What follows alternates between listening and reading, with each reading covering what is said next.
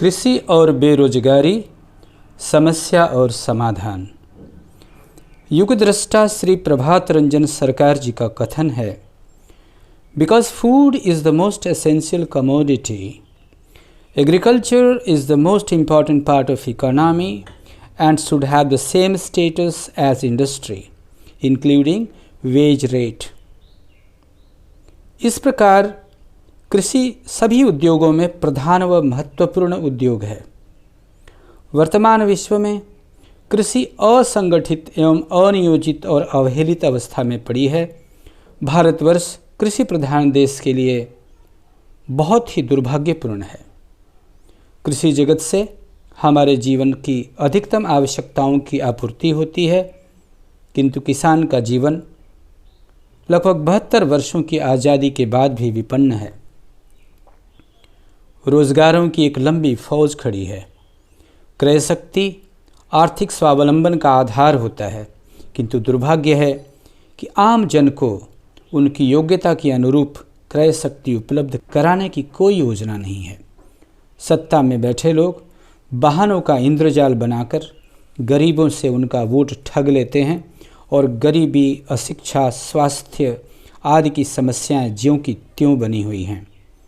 कोई मन की बात सुनाता है, योजना आयोग का नाम बदलकर नीति आयोग रखता है। कोई नल, जीवन, हरियाली की बात करता है, किंतु जीवन स्तर में कोई परिवर्तन नहीं होता। कैसी विडंबना है। अनुदान, साइकिल, पोशाक, छात्रवृत्ति, वृद्धा पेंशन, इंदिरा आवास योजना, लाल कार्ड, APL, BPL आदि के महाजाल में फंसाकर चतुर नेतृत्व अपना अपना उद्देश्य सफल करने में लगे हुए हैं। किसी भी देश की आर्थिक व्यवस्था को विकास की गति देने के लिए सबको अर्थव्यवस्था से जोड़ना एक प्राकृतिक प्रयोजनीयता है।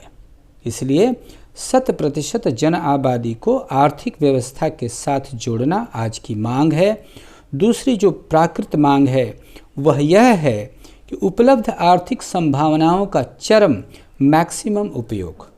इसके लिए अर्थात उपलब्ध आर्थिक संभावनाओं के चरमतम उपयोग हेतु भी आवश्यकता है 100% जनाबादी को आर्थिक सामाजिक योजना से जोड़ना। इसलिए निम्न प्रकार यदि योजना की व्यवस्था प्रत्येक प्रखंड स्तर पर किया जाए तो एक संतुलित अर्थव्यवस्था विकसित हो उठेगी। क, कृषि क्षेत्र में 30 से 40% नियोजन। ख, कृषि आधारित उद्योग में 20% नियोजन। ग, कृषि सहायक उद्योग में 20% नियोजन। घ, अन्य उद्योगों में 10% नियोजन। और च, सफ़ेद कलर क्षेत्र में जैसे शिक्षक, डॉक्टर, सेना, पुलिस, न्यायालय इत्यादि इत्यादि में 10% नियोजन। उपर्युक्त के अनुरूप नियोजन की व्यवस्था करने से एक तरफ 100% जनाबादी को रोजगार मिलेगा, अकेले कृषि क्षेत्र में 80%, और दूसरी तरफ कोई सेक्टर अवहेलित नहीं होगा। एक संतुलित अर्थव्यवस्था स्थापित हो जाएगी और हम बेरोजगारी से अपने को मुक्त कर सकेंगे। 2 फरवरी 1835 को ब्रिटिश संसद में भारत की समृद्धि की चर्चा लॉर्ड मैकाले ने किया था। उसने कहा था, वास्तव में भारत सोने की चिड़िया है। कहीं कोई गरीबी नहीं है, भिखारी देखने को नहीं मिला, सभी रोजगार में लगे हैं। इस तरह भारत को आसानी से गुलाम नहीं बनाया जा सकता। लॉर्ड मैकाले के सुझाव पर यहाँ की शिक्षा प्रणाली और अर्थव्यवस्था को विखंडित कर दिया गया। भारत 200 वर्षों तक गुलाम रहा। आज़ादी तो मिली, लेकिन आज भी भारत के बहुसंख्यक लोग गरीब हैं, पीड़ित हैं, बेरोजगार हैं। उनके लिए आज़ादी का वोट देने के सिवाय कोई अर्थ नहीं है। सत्ता बदली, सत्ता के लोग बदले, किंतु शोषण की प्रवृत्ति का अंत नहीं हुआ। यह सिलसिला कब तक चलता रहेगा? प्रजातंत्र की शासन प्रणाली पूंजीवादी अर्थव्यवस्था की पोषक है। इस शासन तंत्र में आम जन के हित के लिए, कल्याण के लिए, विकास के लिए कहीं कोई योजना नहीं है, स्थान नहीं है। यदि स्थान होता तो अमीरी गरीबी की इतनी गहरी चौड़ी विषमता की खाई नहीं दिखती। अतः प्रजातंत्र की शासन प्रणाली आम जन के लिए धोखा है, धोखा। किसानों की दारुण अवस्था आज भी वही है जिसका चित्र राष्ट्र कवि मैथिली शरण गुप्त ने निम्न रूपों में कभी किया था। हेमंत में बहुधा घनों से पूर्ण रहता व्योम है। हेमंत में बहुधा घनों से पूर्ण रहता व्योम है, पावन निशाओं में तथा हंसता शरद का सोम है। हो जाए अच्छी भी फसल पर लाभ कृषकों को कहाँ, खाते खवाई बीज ऋण से हैं रगे रखे जहाँ।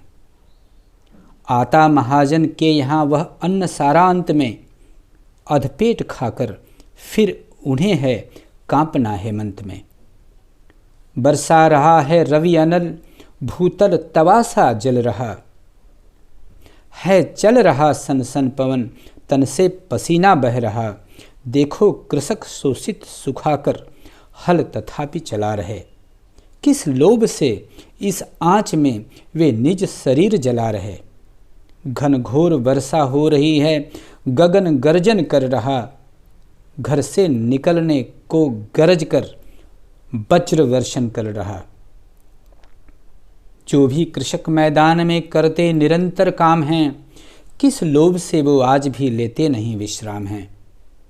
बाहर निकलना मौत है, आधी अंधेरी रात है शीत कैसा पड़ रहा और थर थराथा गात है।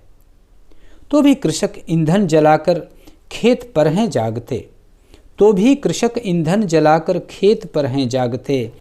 यह लाभ कैसा है न जिसका मुँह अब भी त्यागते। संप्रति कहाँ क्या हो रहा है, संप्रति कहाँ क्या हो रहा है, कुछ न उनको ज्ञान है वायु कैसी चल रही इनका न कुछ भी ध्यान है। मानो भुवन से भिन्न उनका दूसरा ही लोक है, मानो भुवन से भिन्न उनका दूसरा ही लोक है। शशि सूर्य है फिर भी कहीं उनमें नहीं आलोक है। जीवन के प्रत्येक क्षेत्र में किसान के जीवन में आलोक का अभाव आखिर कब तक।